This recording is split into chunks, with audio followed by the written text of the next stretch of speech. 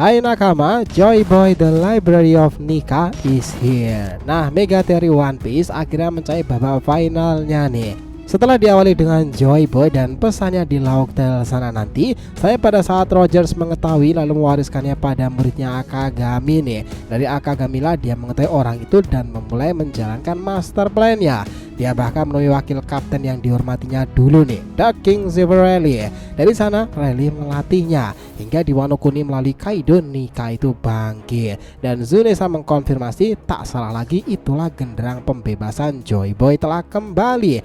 Informasi ini divalidasi oleh robot kuno di perairan barat Egghead sekarang ya, beserta 5 Gorosei sekaligus yang awak geni untuk mengalahkannya dengan hati-hati sosok yang berbahaya dan terhubung pada masa lalu Sun God of Nika. Nah, di sini misi Nika itu pasti terhubung dengan Joy Boy kan, dan mega teori ini akan menjelaskan bahwa persiapan kaburnya Luffy ke Elbaf itu akan membongkar segalanya nih. Nah, karena ini berkelanjutan, tonton dulu part sebelumnya, oke? Jika sudah, mari kita simpulkan final mega teori ini untuk menyaksikan petualangan lebih lanjut dari sang Joy Boy generasi baru. Kita mulai.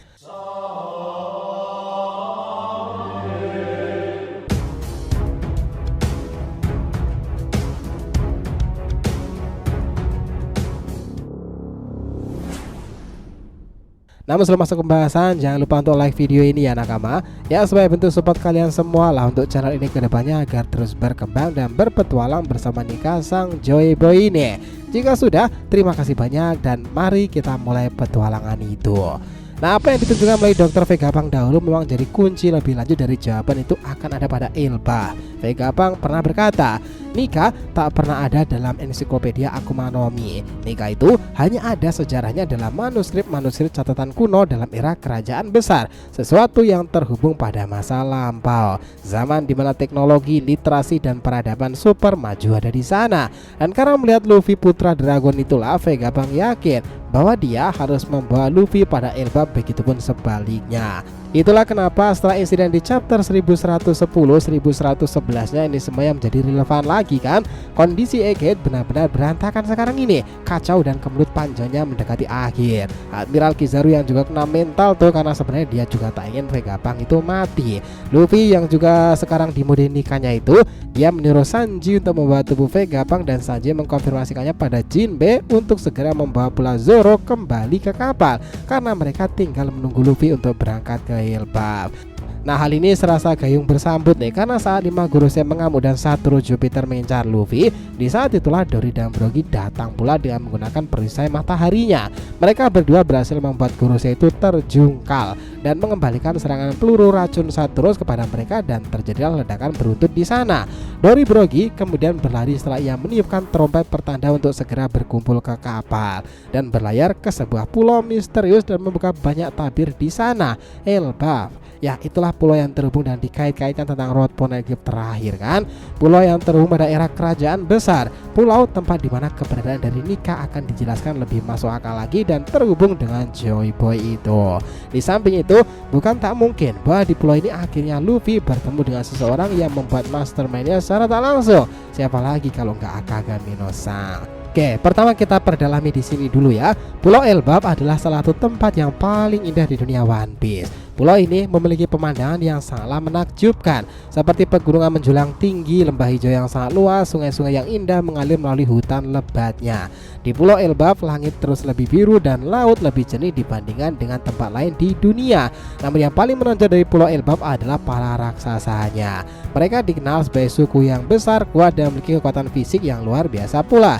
Raksasa-raksasa Elbaf juga memiliki kekuatan dan keterampilan yang luar biasa dalam pertarungan. Mereka ini dikenal sebagai pejuang yang sangat tangguh nih, dan mereka salah satunya adalah Dory dan juga Brogy yang mencontohkannya di Egghead saat ini.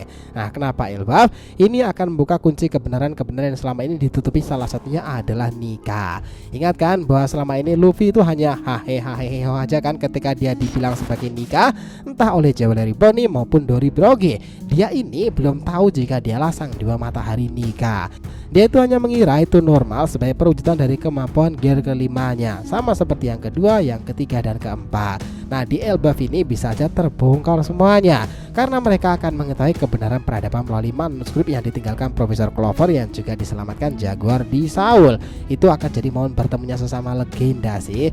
Perihal Elbaf, poneglyph maupun catatan sejarah yang selama ini literasi O'Hara juga disimpan di sana. Sudah sangat layak nih Robin memilikinya kembali sejak insiden Buster Call dan akhirnya selamat itu.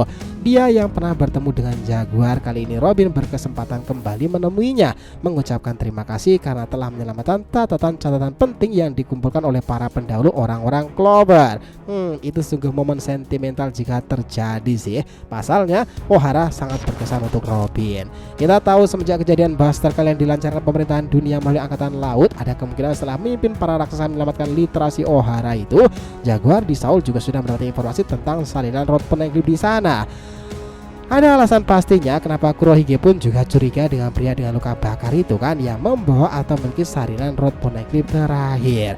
Pertanyaan dari asumsi ini, kenapa hanya salinan bukannya dalam bentuk utuh tuh?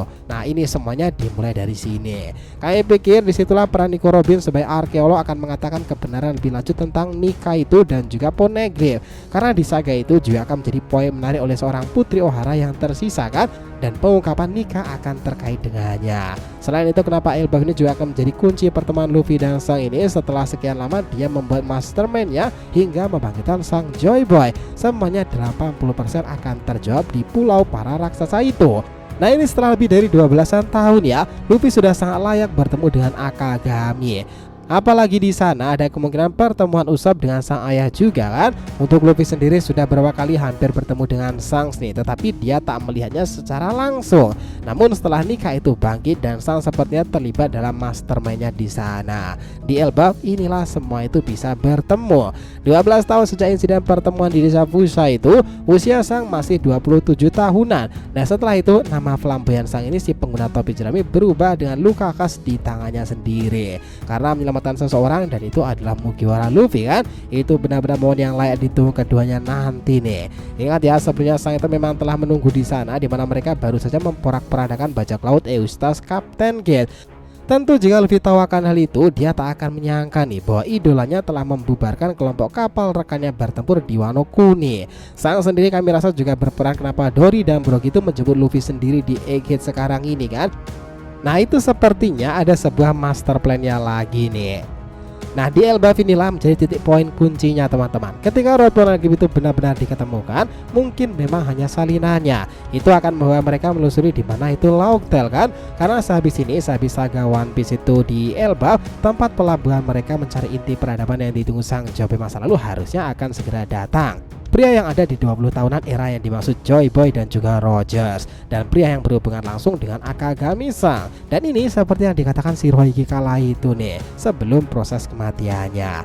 Sengoku ya, kau dengar ini, dia yang dinantikan Rogers akan segera datang. Dia membawa semangat besar seperti Raja Bajak Laut itu. Seseorang akan meneruskan masa depan. Meski darah keturunan mereka itu terputus nyali, dan semangat mereka akan tetap menyala-nyala tak pernah padam. Sejak hari itu ataupun suatu hari di masa depan yang segera terjadi, dia akan memikul sejarah yang telah berlalu ini. Seseorang yang berani menentang pemerintahan dunia. Kalian orang-orang itu akan takut akan peperangan yang menyebabkan seluruh dunia menjadi kacau balau. Saat seseorang itu telah menemukan harta dunia One Piece, mulai saat itulah dunia akan menjadi kacau. Dan aku yakin hari dimana seseorang itu akan segera menemukannya pasti segera terjadi. One Piece memang benar adanya. Wah, that's amazing hipotesa tentang Joy Boy kan. Kedepannya chapter-chapter One Piece menuju 1112 nya, dan berlanjut lagi chapter berikutnya nih, kita akan menyaksikan bagaimana keibuan Sang Nika itu akan segera kabur dari amukan para Gorosei kan. Dan seperti yang hipotesa kita ini rangkum dari mulai mega teori Joy Boy part 1, 2, 3, 4, 5, dan 6 nya ini, segalanya akan semakin seru untuk petualangannya. One Piece makin menggelora lagi. Nah, jadi apakah kalian sepakat jika masa depan One Piece itu akan banyak mengisahkan kisah Joy Boy, Nika, dan segala informasi tentang kejadian besar lainnya? Nah, ini akan sangat menarik jika Battle Royale itu segera terjadi dan pengungkapan tentang kerajaan besar itu. Kebenaran akan selalu bersinar seperti matahari. Yos, terima kasih banyak teman-teman telah mengikuti cerita ini sampai akhir ya. Jika kalian punya pendapat, langsung aja nih komentar di bawah ini dan kita akan usahakan respon ya. Selamat menjalankan ibadah puasa teman-teman, dan Joy Boy Sang Nika telah kembali ke peradaban One Piece.